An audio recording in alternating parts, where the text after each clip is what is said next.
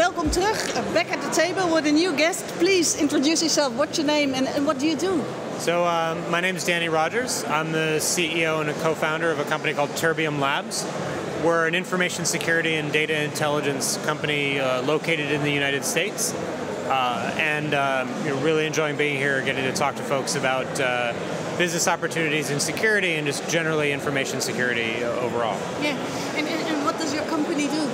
So we run a system called Matchlight, which is a data intelligence system that's designed to privately and automatically scour the dark web for elements of our clients' sensitive information, providing them early and actionable notices that potential data breaches have occurred.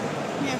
So is that a big problem? Is that something that happens all the time? Yeah, I mean, as the news media reports on a daily basis, breaches are happening literally all the time, and every day, like I said, brings a new data breach, a new announcement.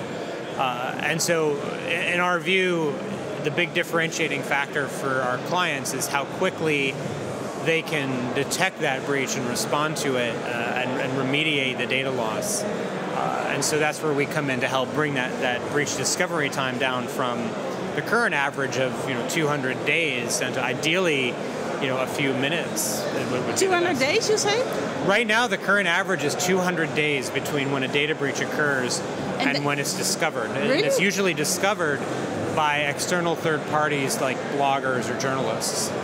So it's an enormous time. Yeah, so many months. Yeah. And in all that time, the damage is getting worse. I mean, all the data shows that the damage is directly proportional to how long it takes an organization to discover that they've had a data breach. And so if we can bring that breach discovery time down and bring that discovery internal to the organization, we can mitigate a lot of the damage that's occurring. Yeah. So who are the people who are trying to get into breaches security? It really varies. I mean, it's everything from sort of hacktivists or people kind of interested more in vandalism, all the way up to kind of organized crime or even nation-state level actors going after things like intellectual property.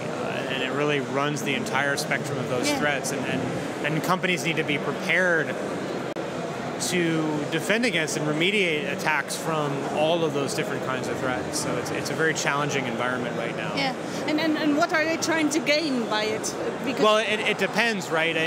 Whether it's sometimes it's just simply credibility to be able to say exactly to be able to say that you successfully perpetrated something all the way to either monetizing stolen personal information, such as credit cards or health information. Like I said, all the way to stealing sensitive intellectual property and ultimately, competing in the global market and threatening market positions of sort of other businesses or legitimate businesses. And so, like I said, it runs the spectrum, everything from kind of nuisance threats all the way to, things that are existential to a company's existence. Is it a problem that companies take seriously enough? Increasingly, yes. Yeah? I think, a few years ago, the kind of prevailing attitude was, well, we check off all the IT boxes and we assume we're good enough. And then, starting I think about 5 years ago, it dawned on the industry that they were up against some sort of increasingly sophisticated actors and that it was posing an existential threat to their businesses, whether that's the job of the CEO on the line to just the existence of the business unit or the company as a whole. And so we're starting to see organizations take this far more seriously and be far more proactive in their approach to information security. So does it mean that your business, the company you work for, it grows? Do you have Absolutely. a lot more work? I mean, I think that there's for us and for everyone in the information security industry, especially for startup companies, kind of offering new approaches. I think the growth opportunities are huge. Simply because a lot of what has been done to date just obviously hasn't worked, right? I mean, you look around and despite the billions being spent on information security, there's still breaches announced every day. And that's as much a training and a policy problem as it is a technology problem. But I think that even just the technology business opportunities in information security are very attractive. So you say there's people, companies do already try to take their measurements, but a lot of it doesn't really work. So why is that? I think that hackers always have the advantage of surprise and are always coming up with new and creative ways to go after networks and to go after organizations. And so you kind of have to assume that you can't protect against everything. And so you have to kind of plan for, if a breach happens, what am I going to do? And discovering that as quickly and as possible and remediating it as effectively as possible. And so, I think it's getting better, but I think we still have a long way to go. And in our view, being proactive it certainly helps a lot. Yeah. So what your company does isn't really trying to prevent the breach, but it's trying to discover it as quickly as possible. Exactly. It's our view that defense, while still necessary, is no longer sufficient, and that you need to, while you still need to implement all the best defensive practices, you still have to kind of look outside your borders and say, what am I missing? And assume that data will leave your organization eventually, and focus on trying to detect that as quickly as possible. Yeah. So you say you can do this within minutes, you said? Or? Well, we're trying to use kind of the power of large-scale computing and automation to bring that discovery time down. So instead of relying on human beings to sit and read the internet, so to speak, allowing large-scale deployments of computers to do that for us in parallel and very quickly is really, I think, the key to bringing that discovery time down. Yeah. And so that's what we focus on. So bringing it down to hopefully minutes is the ideal case. Yeah. And what are the systems looking for? So what we look for is something we call a data fingerprint, right? So often what's stolen is very sensitive and not the kind of thing that you want to provide to a vendor like us if you're a big organization. And so what we focus on is searching for something, like I said, we invented called a data fingerprint, which is using a fuzzy hashing technique to compute a one-way summary of data. And then we look for that same signature, that same fingerprint out on the internet in an automated way, and then alert our clients when that appears. Oh, okay.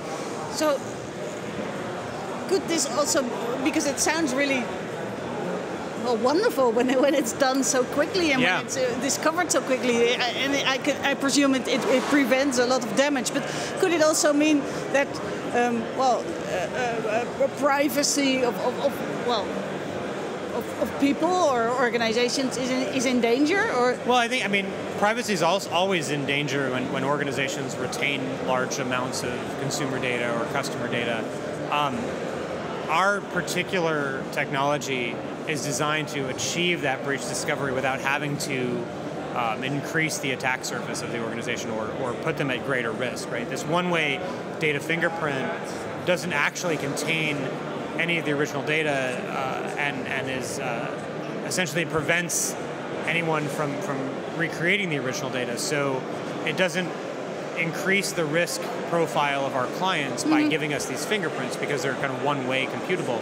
And so that's how we achieve the effect without increasing the risk, right? If they were to give us copies of the information, then yes, that would put them at additional risk, and so that's why we designed the system to not require that.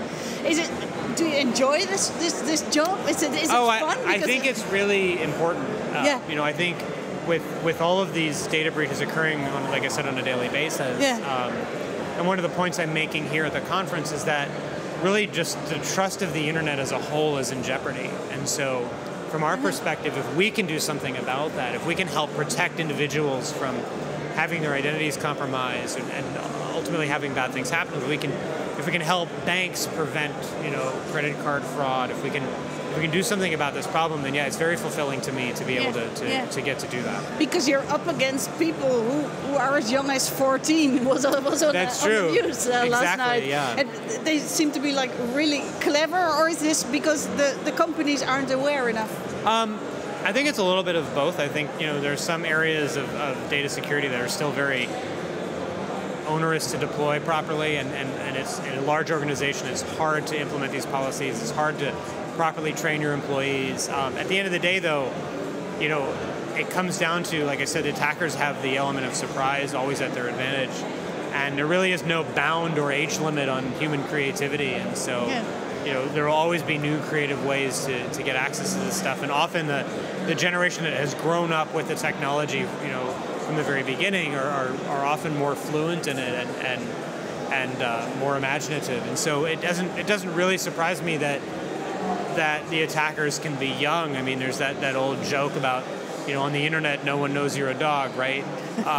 And so in this case, right, it doesn't really matter who you are in, as a person, you can always put forth a persona on the internet that can kind of amplify your impact. Yeah. Are those people, you call them creatives, are those people you are in awe of as well? Or I don't know about awe.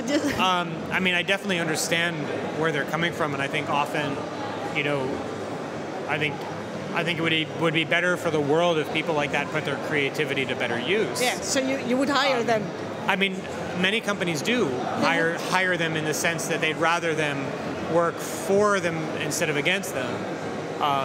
It'd be hard to hire somebody who's 14, but generally speaking, it's always better to have them working for you rather than against you. And so, I mean, it's technically impressive from a purely kind of objective technical perspective. But like I said, I think the world would be a better place if people like that use their creative energy for good rather than for bad, criminal endeavors. Yeah.